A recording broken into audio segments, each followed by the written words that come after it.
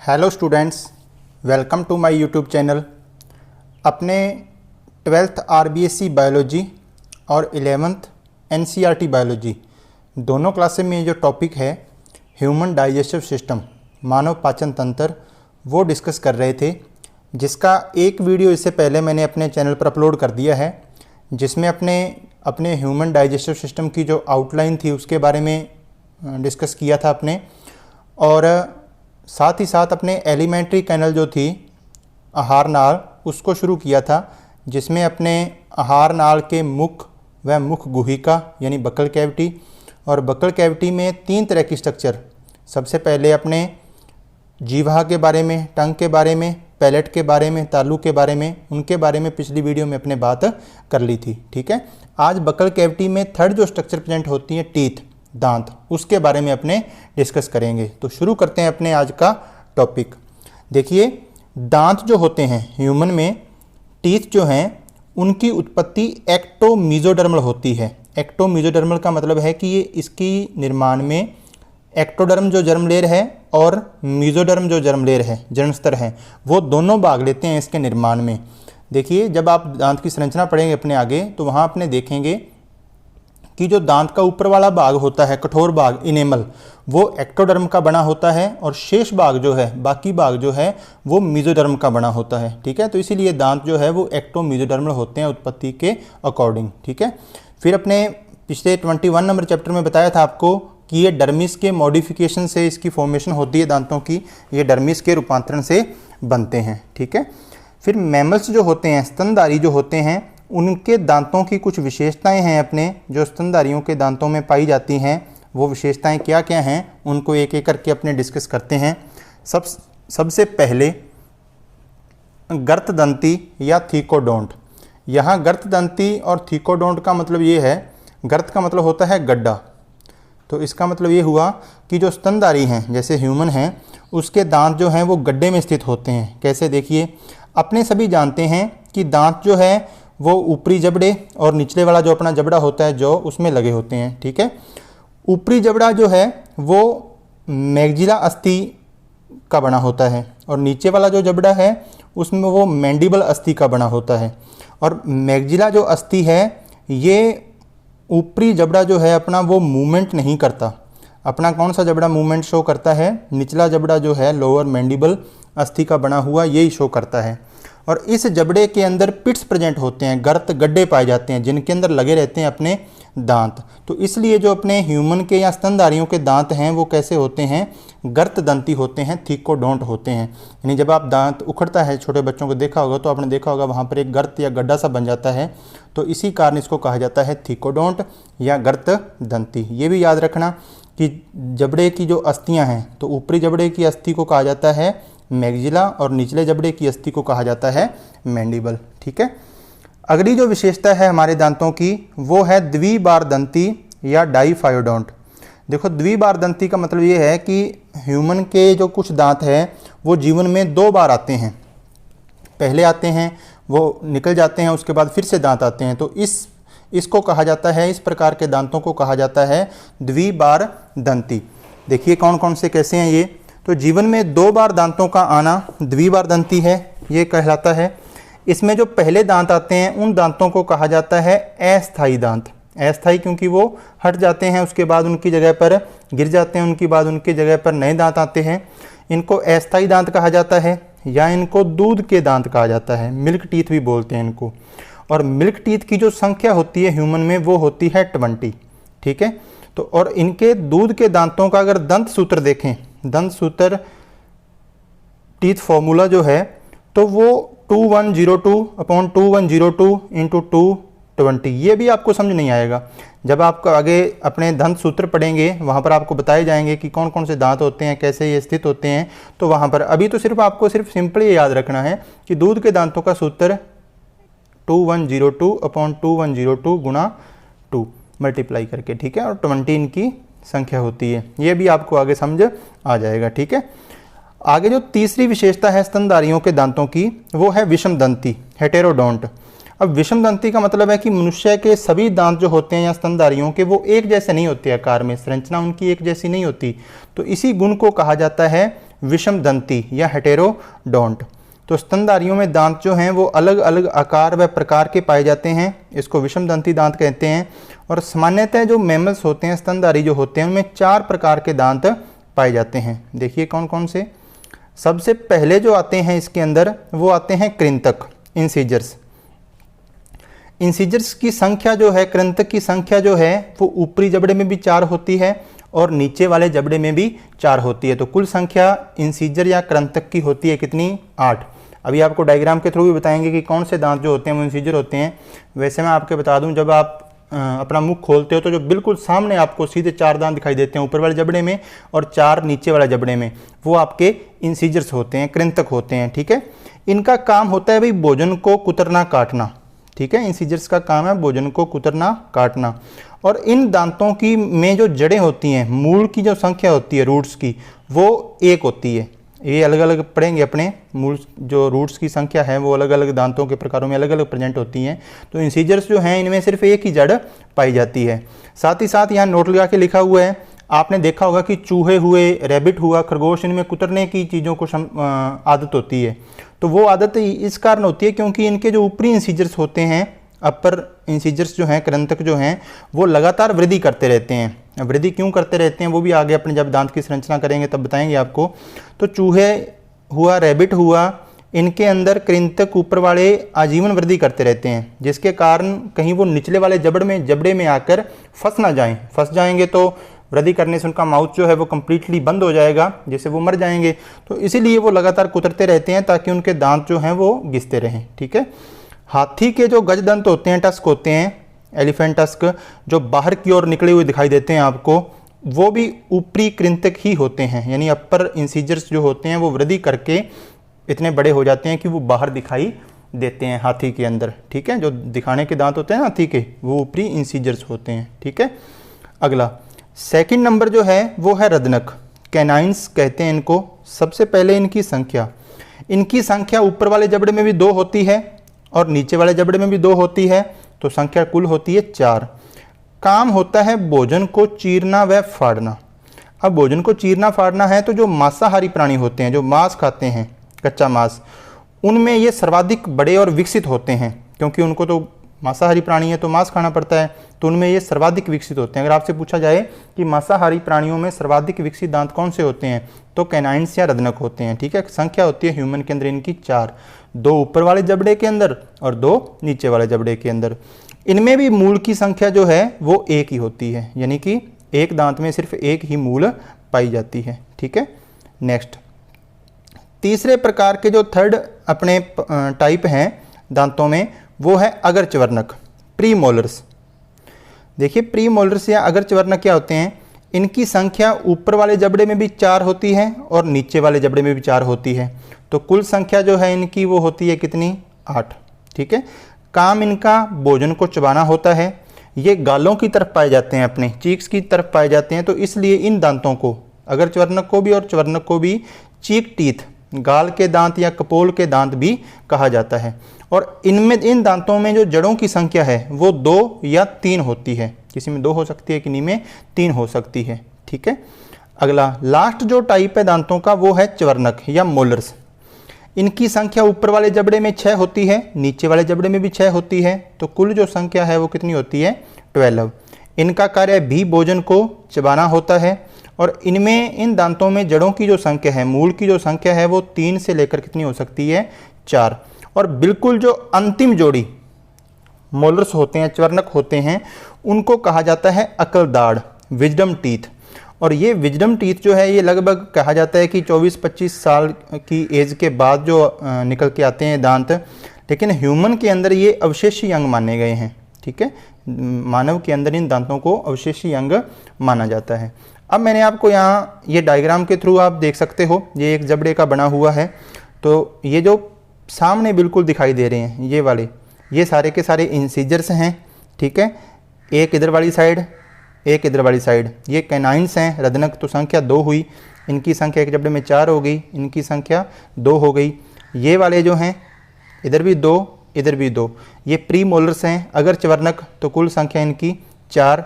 ये वाले जो हैं ये मोलर्स हैं, चवर्णक। तो इनकी संख्या 3 इधर तो टोटल 6। और ये वाली जो है इधर वाला लास्ट और इधर वाला लास्ट, इनको कहा जाता है विजडम टीथ, अकलदाढ़ बोलते हैं, जो कहा जाता है कि 25 साल के बाद ये बाहर निकल के आते हैं। कुछ पहले भी आ जाते हैं, कुछ के आते ही नहीं, बहुत लेट तक आते हैं, ठीक है। तो इनको विजडम टीथ कहा जाता है। तो विजडम टीथ जो है ये अपने को यहाँ अवशेषी अंगों का एक ये बात ध्यान रखनी है, ठीक है, अवशेषी अंग हैं ये। उसके बाद अगर बात करें अपने दंत सूत्र की, तो दंत सूत्र जो है वो कैसे निकलता है बन के, जैसे अपने पीछे देखा था जो मिल्क टीथ वाला, वो इस प्रकार है। देखिए, ऊपरी जबड़े में अर्धांश में यानी आधे भाग में दांतों की संख्या, ठीक है, और निचले जबड़े के अर्धांश में दांतों की संख्या। देखिए कैसे, जैसे ये अभी आपने डायग्राम देखा, तो ऊपरी जबड़ा जो है, मान लो ये ऊपरी जबड़ा है, तो इसका अर्धांश जो है आधा भाग यहाँ से है, आधे दांत इधर हैं और आधे दांत इधर हैं। तो जब आप सूत्र बनाओगे तो इस और संख्या कितनी कितनी है किनकी, ये देखा जाएगा। जैसे ये ह्यूमन का जो है, जो एक जबड़ा जो है वो मैंने बनाया हुआ है, तो अगर आप इसका दंत सूत्र निकालो तो आप देखो ऊपरी आधा जो जबड़ा है उसमें इंसीजर कितने दिखाई दे रहे हैं आपको, 1 और 1 2, तो पहला इंसीजर आ गया 2। कैनाइंस कितने हैं, 1, तो 1। प्री मोलर्स कितने हैं, 2, तो 2। मोलर्स कितने हैं, 3, तो ये ऊपरी जबड़ा हो गया। ऐसे ही आधा निचला जबड़ा आ जाएगा, तो उसमें भी क्या आ जाएगा, 2 1 2 3। अब इनको पूरा कैसे करेंगे, मल्टीप्लाई करके 2 से, तो टोटल करें 2 3 2 5 3 8 आधे जबड़े में, और पूरा जबड़ा 8 दूना कितने हो गए ऊपर 16, ठीक है, और नीचे भी कितने हो जाएंगे 16, और टोटल कितने हो गए 32। तो इस प्रकार ये दंत सूत्र जो है वो बनाया जाता है, ठीक है। तो ऊपरी जबड़े के अर्धांश में दांतों की संख्या और निचले जबड़े में अर्धांश में दांतों की संख्या। अब यहाँ पर आप समझिए मिल्क टीथ जो पीछे मैंने बताया था 2102 2102, तो यहाँ से आपको ये पता लगेगा कि कौन से ऐसे दांत हैं जो ज़िंदगी में कितनी बार आते हैं, 2 बार आते हैं। सारे के सारे इंसीजर्स जो हैं वो ज़िंदगी में कितनी बार आते हैं भाई, 2 बार आते हैं। सारे के सारे कैनाइंस जो हैं वो भी ज़िंदगी में 2 बार आते हैं, क्योंकि यहाँ देखो 2 1 2 1, ठीक है। आगे देखिए, प्री मोलर्स में क्या लिखा हुआ है भाई, 0 लिखा हुआ है। तो प्री मोलर्स जिंदगी में सिर्फ और सिर्फ कितनी बार आते हैं, 1 बार आते हैं, ये जिंदगी में 2 बार नहीं आते। और मोलर्स में देखिए 2 2 लिखा हुआ है, जबकि इधर कितना है 3 3। तो अभी आपको बताया था कि जो बिल्कुल लास्ट जोड़ी होते हैं विजडम टीथ जो होते हैं, तो विजडम टीथ तो जिंदगी में सिर्फ कितनी बार आते हैं भाई, 1 बार। तो बाकी जो मोलर्स हैं यानी कि फर्स्ट जोड़ी और सेकंड जोड़ी वो जिंदगी में कितनी बार आते हैं, 2 बार। तो अगर बात करें स्थायी दांतों की, तो स्थायी दांत जो होते हैं वो कौन कौन से हैं जो जिंदगी में 1 बार आते हैं, या 1 बार दंती बोल सकते हैं उनको।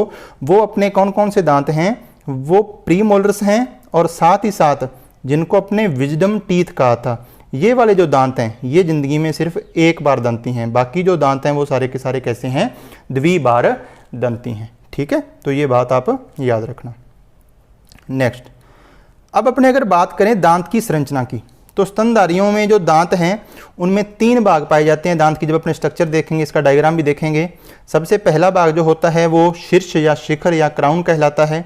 शीर्ष भाग वो होता है जो अपने बिल्कुल बाहर अपने को दिखाई देता है दांतों का, वाइट से कलर का। इस पर ये वाइट कलर का जो सबस्टांस है, आवरण है, जो इसको इनेमल बोलते हैं, और इसी के कारण अपना दांत जो है वो कठोर होता है। और याद रखना, इनेमल जो है वो मानव शरीर का सबसे कठोर भाग है, मानव शरीर का सबसे कठोरतम भाग है। उसके बाद जब अपने स्टार्ट किया था आज का टॉपिक, तो मैंने आपको बताया था कि दांत जो हैं वो एक्टोमीजोडर्मल होते हैं, मतलब इनकी उत्पत्ति जो है वो एक्टोडर्म से और मीजोडर्म से होती है। सिर्फ इनेमल भाग जो है ऊपर वाला, उसका निर्माण किससे होता है, एक्टोडर्म से, जबकि दांत का जो बाकी भाग है उसका निर्माण मीजोडर्म से होता है, ठीक है। इनेमल बना किसका होता है, इसमें मुख्यतः 90 से 95% जो भाग है वो तो बना होता है अकार्बनिक यौगिकों का, जिसमें कैल्शियम फॉस्फेट, कार्बोनेट वगैरह प्रेजेंट होते हैं, और 5 से 6% जो है इसमें क्या पाया जाता है, जल पाया जाता है। उसके बाद शिखर से निचला भाग ग्रीवा वो भाग है जो मसूड़े में दसा रहता है। अपने जो मसूड़े हैं उसके अंदर वाला जो पार्ट होता है उसे कहते हैं ग्रीवा या नेक दांत का भाग। और नीचे जो है वो मूल, जड़, जो जबड़े की जो अस्थि है, चाहे ऊपर वाले जबड़े की हो चाहे नीचे वाले जबड़े की हो, उसमें जो गड्ढा पाया जाता है उसमें स्थित होती है उसको कहा जाता है मूल। और इनकी संख्या मैं आपको पीछे बता चुका हूँ। इंसीजर में 1 होती है, कैनाइंस में 1 होती है, जबकि नीचे वाले जो थे जिसमें अपने पढ़ा था प्री मोलर्स जिसमें 2 से 3 पड़ी थी और मोलर्स उसमें अपने 3 से 4 पड़ी थी। तो वो वहाँ पर ही आपको बता दिया, तो यहाँ लिखने की ज़रूरत नहीं है। ठीक है। उसके बाद नेक्स्ट, दांत का निर्माण करने वाला जो मुख्य पदार्थ होता है हमारे टीथ का, उसको कहा जाता है डेंटिन। तो हमारे दांत किसके बने होते हैं? डेंटिन नामक पदार्थ के बने होते हैं। इनेमल का तो इसके ऊपर आवरण पाया जाता है। ठीक है। और इस डेंटिन का निर्माण करने वाली कोशिकाएं जो होती हैं उनको कहा जाता है ओडोंटोब्लास्ट कोशिकाएं। ओके, फिर से ध्यान से सुनिए। दांत का निर्माण करने वाला जो मुख्य पदार्थ है वो डेंटिन होता है, और डेंटिन का स्त्राव करने वाली जो कोशिकाएं होती हैं वो होती हैं ओडोंटोब्लास्ट कोशिकाएं। अब ये ओडोंटोब्लास्ट कोशिकाएं पाई कहाँ जाती हैं? देखिए, दांत का जो केंद्रीय भाग होता है, इसको डायग्राम में आपको दिखाऊंगा। दांत का जो केंद्रीय भाग होता है वो खाली होता है, खोखला होता है। उस खोखले भाग को कहा जाता है मज्जा गुहा या कहा जाता है पल्प कैविटी। और इसी मज्जा गुहा या पल्प कैविटी वाले क्षेत्र में ही पाई जाती हैं ओडोंटोब्लास्ट कोशिकाएं। ठीक है। साथ ही साथ वहाँ पर प्रेजेंट होती हैं रुधिर वाहिनियाँ। अब रुधिर वाहिनियाँ आपको पता है भाई, आप जानते हैं कि ये अंग हैं एक तरह के हमारे शरीर के। ये कोशिकाएं हैं ओडोंटोब्लास्ट जो डेंटिन का निर्माण करेंगे और डेंटिन से हमारे दांत बनेंगे। तो यहाँ पर न्यूट्रिशन को पहुँचाना जरूरी है। तो ये रुधिर वाहिनियाँ जो है न्यूट्रिशन को पहुँचाने का काम करती हैं। साथ ही साथ अपने यहाँ तंत्रिका तंतु होते हैं, और तंत्रिका तंतु जो हैं वो सेंस को, संवेदनाओं को ले जाने का काम करते हैं, लाने ले जाने का। तभी तो आपने देखा होगा कि दांत वगैरह में अपने जो है वो दर्द, पेन का जो अपने को अनुभव होता है वो तंत्रिका तंतुओं के कारण होता है। ठीक है। ये अब तंत्रिका तंतु हुए, रुधिर वाहिनियाँ हुई, इनका जो प्रवेश है हमारी इस पल्प कैविटी में, वो पल्प कैविटी के नीचे वाले भाग जो आधार भाग है, डायग्राम में भी देखोगे, वहाँ पर पाए जाने वाले छिद्र से होता है, और उस छिद्र को कहा जाता है एपिकल पोर।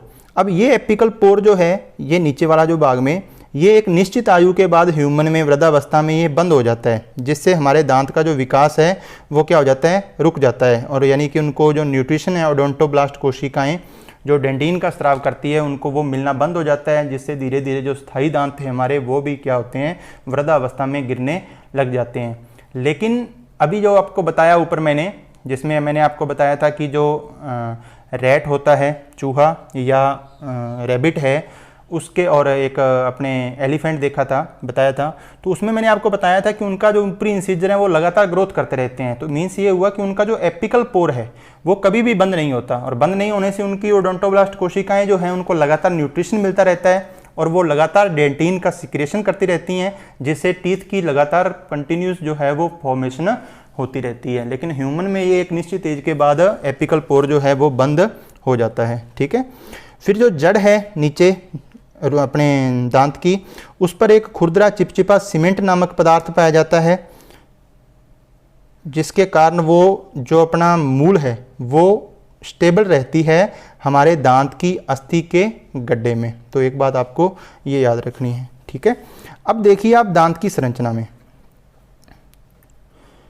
सबसे पहले ये ऊपर वाला जो पार्ट दिख रहा है आपको इतना, ये कहलाता है क्राउन या शिखर या शीर्ष भाग। ये वाला इतना पार्ट जो दिख रहा है जो मसूड़ों में स्थित है, ये वाले मसूड़े हैं अपने, इनमें जो स्थित है इसको कहते हैं ग्रीवा या नेक। और इसके नीचे वाला जो पार्ट है ये इतना, ये वाला पार्ट ये कहलाता है रूट या मूल, इसको मूल कहा जाता है। ठीक है। अब देखिए इनकी एक एक बात स्ट्रक्चर्स के बारे में। सबसे पहले मैंने आपको बताया था कि शिखर जो है दांत का, उस पर एक आवरण पाया जाता है जिसको कहा जाता है इनेमल। ये जो भाग दिखाई दे रहा है आपको, ये सारा का सारा जो है इनेमल है। ठीक है। उसके बाद फिर मैंने आपको बताया था कि पल्प कैविटी पाई जाती है। तो ये जो खोखला स्थान है इतना, देखिए आपको ये वाला जो भाग है, ये सारा का सारा जो खाली स्थान है, नहीं ये तो डेंटिन है अभी, ये वाला जो भाग है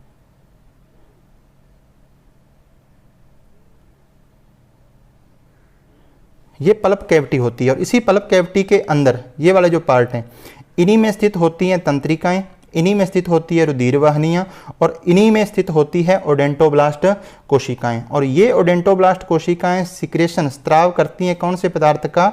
डेंटिन का, जिससे हमारे दांत की फॉर्मेशन होती है। अब ये ओडेंटोब्लास्ट कोशिकाएं हैं वो तो डेंटिन का स्त्राव कर रही हैं, उनको न्यूट्रिशन या उनको संवेदनाएं जो ले जाने लाने का काम है वो यहाँ पर कौन कर रही हैं, तंत्रिकाएं और रुधिरवाहिनियाँ कर रही हैं। और ये रुधिरवाहिनियाँ आप ये देखिए नीचे इस पल्प गुहा के नीचे वाले भाग में एक छिद्र है जिनके द्वारा ये यहाँ से प्रवेश करती हैं और बाहर निकलती हैं। इस छिद्र को कहा जाता है एपिकल पोर या मूल रंध्र कहा जाता है।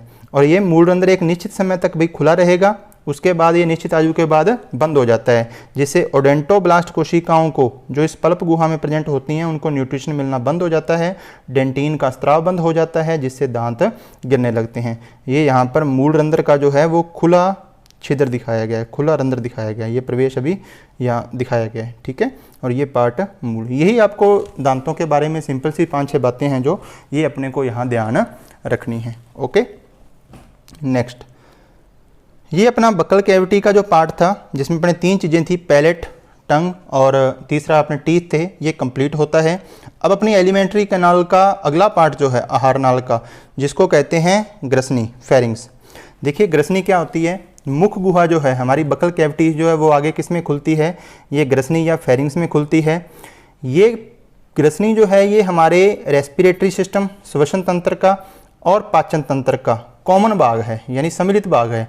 आपको मैंने बताया था जब आपने पिछली वीडियो में अपने देखा होगा आपने, उसमें विलम पैलेटाई नामक की एक संरचना थी जो अपने मुख खोलते हैं तो सामने की ओर जो लटका हुआ उवुला भी कहते हैं जिसको, तो वो हमारी ग्रसनी को 2 भागों में बांट देता है। ऊपर की ओर जो पृष्ठ भाग है वो नासा ग्रसनी बोलते हैं और नीचे जो अदर भाग होता है उसको मुख ग्रसनी कहा जाता है, ठीक है। तो विलम पैलेटाई जो है वो ग्रसनी को 2 भागों में डिवाइड करता है। जो पृष्ठ भाग है ऊपर वाला उसको नेजोफेरिंग्स या नासा ग्रसनी कहा जाता है, और जो अदर भाग है उसको मुख ग्रसनी या ओरोफेरिंग्स कहा जाता है, ठीक है। अब देखिए ग्रसनी में खुलने वाले छिद्र कौन कौन से हैं, ग्रसनी भाग में कौन कौन से पोर्स जो हैं वो प्रेजेंट होते हैं। देखिए ये इंपॉर्टेंट अपने लिए चारों के चारों जो पॉइंट हैं इनको ध्यान से देखना भाई। ग्रसनी में पाए जाने वाले छिद्र, देखो सबसे पहला जो है वो है निगल द्वार, जिसको गुलेट बोलते हैं। अब निगल द्वार कहाँ होगा, आपने अभी देखा कि ग्रसनी के 2 पार्ट हैं, एक तो नेजोफेरिंग्स था नासा ग्रसनी और दूसरा था मुख ग्रसनी। तो मुख ग्रसनी जैसे ही भोजन गया मुख ग्रसनी में, तो मुख ग्रसनी से भोजन आगे भेजा जाएगा ग्रासनाल में अपने। तो मुख ग्रसनी से जब भोजन ग्रासनाल में जाता है तो वहां पर एक छिद्र होगा जिसे मुख ग्रसनी ग्रासनाल में खुलेगी, उस छिद्र को कहा जाता है निगल द्वार या गुलेट। जैसे मान लो ये अपनी ग्रासनाल है तो यहाँ पर एक पोर होगा जिसके द्वारा मुख ग्रसनी से भोजन यहाँ भेजा जाएगा, उस छिद्र को, इस पोर को कहा जाता है गुलेट। ये बड़ा रंध्र है, यह ग्रसनी को ग्रासनाल में खोलता है, यानी इसके द्वारा भोजन मुख ग्रसनी से ग्रासनाल में प्रवेश करता है, ठीक है। सेकंड जो छिद्र होता है दूसरा वो है गांटी द्वार, जिसको ग्लोटिस कहते हैं। अब ये ग्लोटिस कहाँ होगा, एक तो ग्रासनाल होती है हमारे गले में और दूसरी होती है श्वास नली। तो श्वास नली में जो छिद्र खुलेगा, जो नासा ग्रसनी से वायु को किस में प्रवेश करवाएगा, श्वास नली में, ये जो छिद्र है इस छिद्र को कहा जाता है ग्लोटिस या गांटी द्वार, ठीक है। और ये ग्रसनी को श्वास नली में खोलता है ट्रेकिया में। इसके ऊपर यानी इस छिद्र के ऊपर एक कार्टिलेज का या उपास्थि का बना हुआ ढक्कन नुमा संरचना पाई जाती है।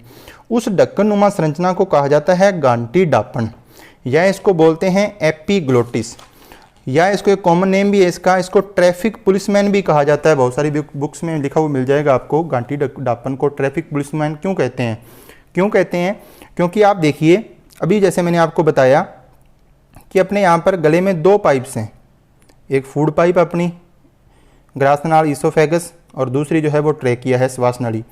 श्वास नली में तो जानी चाहिए क्या, एयर, और भोजन नली जो है उसमें जाता है अपना फूड।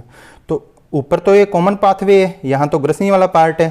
तो जब अपने भोजन निगलते हैं तो कहीं ये भोजन इधर जाने की अपेक्षा इधर ना प्रवेश कर जाए, इसलिए इस एयर वाली जो पाइप है अपनी एयर पाइप ट्रैकिया, इसके ऊपर एक ढक्कन लगा रहता है इसको ढकते हुए। जैसे ही भोजन यहाँ आता है तो ये ढक्कन बंद रहता है। ये ढक्कन वैसे भी हमेशा बंद रहता है, सिर्फ तब खुलता है जब अपने सांस ले रहे हैं और छोड़ रहे हैं, खुलता है बंद होता है, इस प्रक्रिया ये करता रहता है, ठीक है। तभी आपने सुना होगा कि बड़े बुजुर्ग आपसे कहते हैं भी घरों में कि कभी भी खाना खाते समय बात नहीं करनी चाहिए। क्यों, क्योंकि जब आप बोलते हो तो ये ढक्कन खुलेगा, ये बोलोगे तभी जब एयर बाहर निकलेगी मुंह से, ठीक है। तो ये ढक्कन खुलेगा और खुलते समय अगर उसी समय आप खाना निगल रहे हो तो ये खाना क्या है, फूड पाइप में जाने के बजाय किस में चला जाएगा, हमारी जो ट्रेकिया है उसमें प्रवेश कर जाएगा। और ट्रेकिया भोजन के लिए नहीं बनी हुई, ट्रेकिया श्वास के लिए बनी है, सांस के लिए बनी है।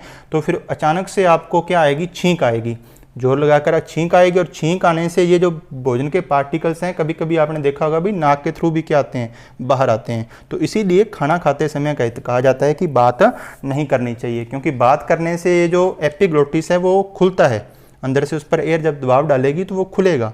ठीक है, तो ये होपफुली आपको समझ आ गया होगा। आगे और कौन कौन से छिद्र पाए जाते हैं, एक जोड़ी अंतः नासा छिद्र होते हैं। अंतः नासा छिद्र मतलब एक तो बाहर से अपने नासा छिद्र हैं, और ये अंदर जाके जब ग्रसनी में खुलेंगे जहाँ से एयर जाएगी और आगे उसको एयर को भेजा जाएगा किसके अंदर, हमारी ट्रेकिया के अंदर। तो एक जोड़ी अंतः नासा छिद्र पाए जाते हैं।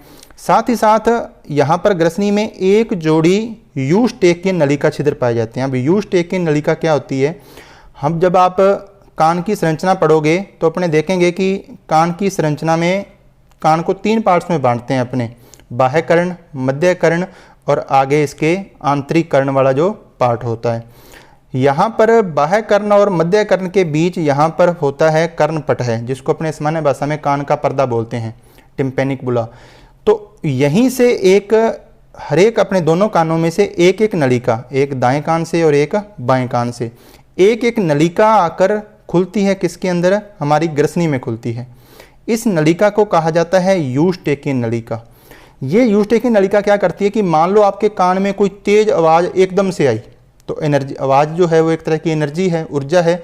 तो बहुत ज़्यादा ऊर्जा जैसे ही हमारे कान में प्रवेश करती है तो कहीं उसके कारण ये जो कान का पर्दा है ये फट ना जाए, तो इस ऊर्जा को इस नलिका के द्वारा आपकी ग्रसनी के में भेज दिया जाता है, और ग्रसनी के माध्यम से वो ऊर्जा मुंह के माध्यम से आपके शरीर से क्या चली जाती है, वापस इन्वायरमेंट में। तभी आप देखना, आप अचानक बिल्कुल ऐसे रिलैक्स होकर बैठे हो कभी, और एकदम से आपके कानों के पास या पास में बिल्कुल तेज आवाज़ होती है, तो आप देखना आपका मुंह जो है वो एकदम से खुल जाएगा। उसका रीज़न क्या हुआ, उसका रीज़न ये हुआ कि आपके कान के अंदर जो एनर्जी गई उसको यूस्टेकियन नलिका के माध्यम से आपकी ग्रसनी में भेजा गया, और ग्रसनी से वो मुख के माध्यम से एनर्जी क्या चली गई, बाहर। तो दोनों कानों से एक एक जोड़ी, जो मध्य कर्ण वाला भाग होता है, एक एक जोड़ी नहीं सॉरी एक एक यूस्टेकियन नलिका जो है वो आकर ग्रसनी में खुलती है, और जिसके कारण हमारा जो कान का पर्दा है, कर्णपट है, उनके दोनों ओर वायु का दाब जो है, वायु का, वो समान बना रहता है, जिससे उस कर्णपट की जो है वो सुरक्षा होती है। ठीक है, तो ये था भाई अपने आज का टॉपिक, जिसमें अपने दांत के बारे में पढ़ा डिटेल में और साथ में ग्रसनी के बारे में पढ़ा। अब अपना सिर्फ एक दिन का टॉपिक बचा है आहार नाल की संरचना का, जिसमें अपने ग्रास नाल, अमाशय, छोटी आंत, बड़ी आंत, इन चारों का जो पार्ट है वो एक ही वीडियो में बनाएंगे अपने। वीडियो थोड़ा चाहे बड़ा बनेगा, क्यों, क्योंकि इन चारों की आपको हिस्टोलॉजी पढ़नी है, उत्तकी पढ़नी है। औत्तिकी का मतलब ये है कि इनकी दीवार जो है उनमें कौन कौन से स्तर पाए जाते हैं, वो सारे के सारे डिस्कस करने हैं। तो एक ही वीडियो के अंदर आपको वो बताया जाएगा कौन से स्तर में कौन सी कोशिकाएं प्रेजेंट होती हैं। बहुत सी नई इंटरेस्टिंग चीज़ें जो आपने नहीं सुनी होंगी वो आपको वहाँ भी सुनने को मिलेंगी। तब तक के लिए थैंक यू। अगर आपने हमारे इस वीडियो को पूरा देखा है और वीडियो अच्छा लगा आपको, तो आप इस वीडियो को ज़रूर लाइक करें, साथ ही साथ चैनल को सब्सक्राइब करें, शेयर करें। Thank you.